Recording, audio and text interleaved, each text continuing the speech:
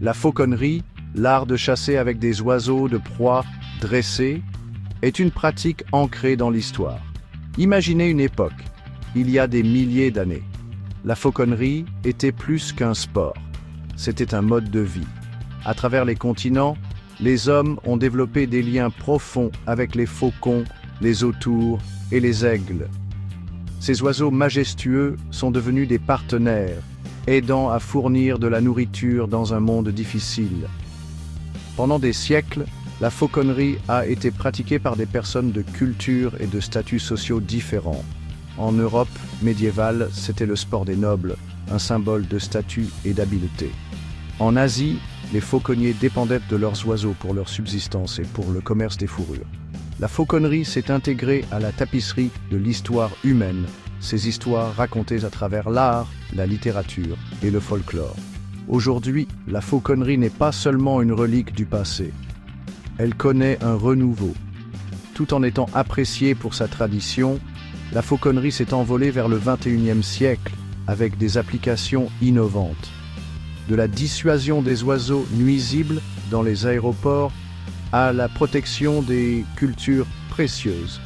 La fauconnerie offre des solutions naturelles et efficaces dans notre monde moderne.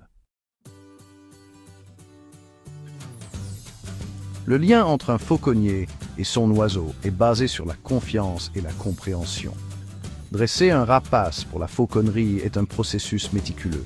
Il exige de la patience, des compétences et un profond respect pour les instincts naturels de l'oiseau. Les fauconniers commencent par établir une connexion avec leurs oiseaux en utilisant des techniques de renforcement positif. Les récompenses alimentaires et les signaux verbaux constituent la base de l'entraînement. Les oiseaux apprennent à associer le fauconnier à des expériences positives. Progressivement, les fauconniers introduisent des équipements comme le chaperon en cuir, les jets et le leurre. Le chaperon aide à calmer l'oiseau en limitant la stimulation visuelle. Les jets permettent le contrôle et le leurre, un objet lesté imitant une proie, est utilisé pour les vols d'entraînement. L'entraînement progresse vers des vols libres. L'oiseau apprend à suivre les ordres du fauconnier et à revenir aux gants pour se nourrir. Construire la confiance est primordial. Un fauconnier doit apprendre à lire le langage corporel de son oiseau, à comprendre ses besoins et ses limites. Cette danse complexe entre l'homme et le rapace transforme un oiseau sauvage en un partenaire de chasse habile, tout en lui permettant de conserver son esprit sauvage. Au-delà de la chasse traditionnelle au gibier, la fauconnerie a trouvé une nouvelle vocation dans la société contemporaine. Les aéroports, souvent infestés d'oiseaux qui représentent un risque sérieux pour les avions, se tournent vers la fauconnerie comme moyen de dissuasion naturelle. La simple présence d'un faucon ou d'une buse dressée suffit souvent à disperser les volées d'oiseaux, empêchant ainsi des collisions potentiellement catastrophiques. Dans les vignobles, où des nuées des tourneaux ou d'autres oiseaux peuvent décimer des raisins précieux, la fauconnerie offre une solution respectueuse de l'environnement. Les faucons patrouillant dans les vignobles créent une zone d'exclusion aérienne pour les oiseaux nuisibles, protégeant les cultures et réduisant le besoin de pesticides nocifs. Même les sites historiques, souvent des refuges pour les pigeons et autres oiseaux dont les déjections peuvent endommager les structures anciennes, bénéficient de la fauconnerie.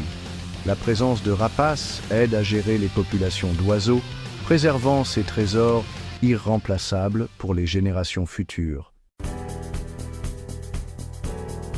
La fauconnerie, dans ses applications modernes, met en évidence le potentiel de coexistence harmonieuse entre l'homme et la faune. En exploitant les instincts naturels des rapaces, nous pouvons relever les défis contemporains d'une manière durable et éthique. L'utilisation de la fauconnerie dans les aéroports, les vignobles et les sites historiques offre non seulement des solutions pratiques, mais favorise également une appréciation plus profonde de ces magnifiques oiseaux. Alors que nous avançons dans le XXIe siècle, la fauconnerie témoigne de la puissance durable des pratiques anciennes dans un monde moderne. Elle nous rappelle que les solutions à nos défis peuvent souvent être trouvées dans la sagesse du passé, réinventées pour le présent et projetées dans l'avenir sur les ailes d'un faucon.